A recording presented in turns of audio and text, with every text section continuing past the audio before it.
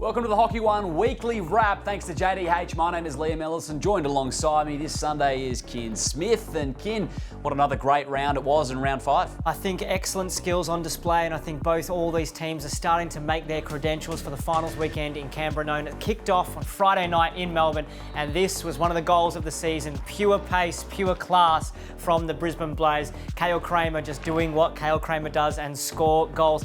Hockey Club Melbourne, though, with a young side and a range of players only in their first or second game. We see there Ben White getting on the end of a scrappy goal. That almost levelled it up before the game really started to open up, and this was a great spectacle there on Friday night. Unfortunate Ben White couldn't finish here, but the Brisbane Blaze eventually just a class above, finishing the game 3-1. This was the decider. Clearance, Wetton, his class again, and the dual international Scott Boyd finishing that one off. And on the Saturday, we head, of course, to New South Wales and a last gasp goal for Tassie. It was one last twist. Pride and pride round here, and it all came down to the end. The Tassie Tigers going to their big guns. Jeremy Hayward with a couple of opportunities towards the end, and this was the one that managed to send it to a shootout. Gill doing the right thing, and Hayden Belts on the post took it to a shootout. Ash Thomas, the only time that he was beaten all day, was phenomenal in the net. But the Tassie Tigers, their defensive record standing up before it was Ash Thomas who denied Jack Welch in the shootout to take the points. That was a really high quality game for your Saturday night, and then we head to Mate Stadium on the Sunday where Perth, this was a must win and they got it done, Kin. Yeah, keeps their season on track, and we'll see here so much action in the Perth circle, and what an opportunity for them. They dominated the forward quarter. The back line on the right-hand side could have posted a big score, but it wasn't to be. A 3-0 win over the Adelaide Fire, who were valiant in their efforts. This from Matthew Willis was so smooth, and a great finish past Jed Snowden before this was the end of the game. A late penalty corner that actually takes Perth, importantly, past Tassie at this stage on goal difference. And that puts Perth into the top 4. Let's have a look at the men's ladder, Kin. New South Wales sitting atop. Certainly, and the Brisbane Blaze hot on their tail. Now, for Perth themselves, they go to New South Wales next week, and they follow up with Brisbane's on the men's side.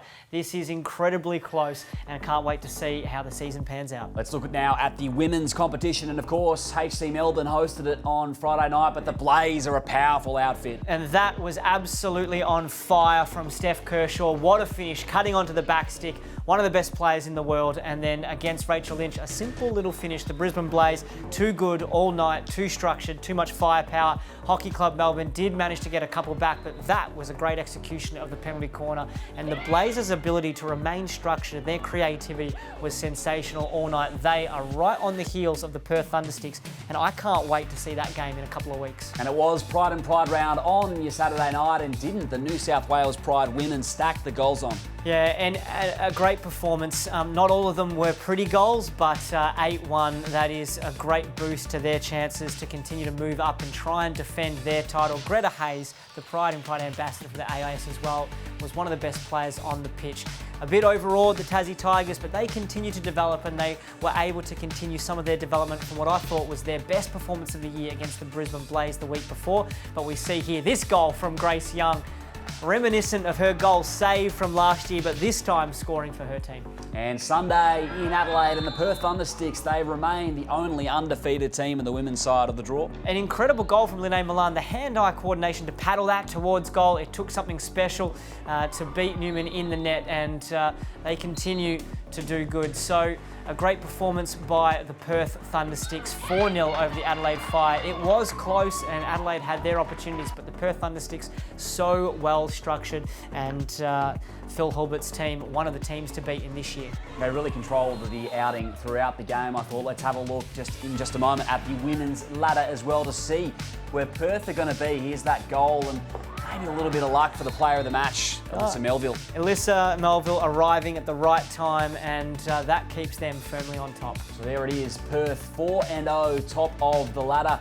Looking really nice. With 2 rounds to go here, they face Brisbane and New South Wales. How's the ladder looking to you, Kin? Yeah, I think the one of the teams that can really cement themselves in there, the Canberra Chill, for me, they've gotten better, and not by little steps, but margins every game they've played. So Hockey Club Melbourne dropped down to the 4th spot, so the next couple of weeks, don't take your eyes away from That was a costly loss for them on the Friday night against the Brisbane Blaze. Let's look at the One Hockey Cup ladder as well. The aggregate between both the men's and women's games on the day. day, and Perth had a good Sunday, but Brisbane, it is really tight at the top, Kin. Yeah, certainly, and I think it's a great initiative bringing these franchises, these clubs together, and Brisbane Blaze, they just keep on keeping on, equal but just shaving goal difference. I think some of their big wins have really helped out across both their men's and women's games. Very, very tight at the top between those top three. Let's look at the schedule as well for round 6 live on 7+. So many quality games, it's really hard to pick one. The Canberra Chill versus the Brisbane Blaze, I think in the women's game is one of the pivotal points of the season.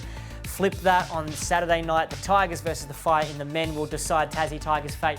And I think both games on the Sunday, absolutely huge. If the Perth Thundersticks can take care of the New South Wales Pride, that might make it very difficult for them to retain their, on the women's side, retain their title. We are getting to the pointy end of the JDH Hockey 1 season, and remember, tickets available for the finals main event in Canberra going on sale Friday, November 10th, so get on board if you want your early bird tickets. That's all we've got time for. Kin, it's been a pleasure. Thanks for joining us for JDH Hockey 1 Wrap, supporting Australian hockey from grassroots to grandstands. We'll see you next time.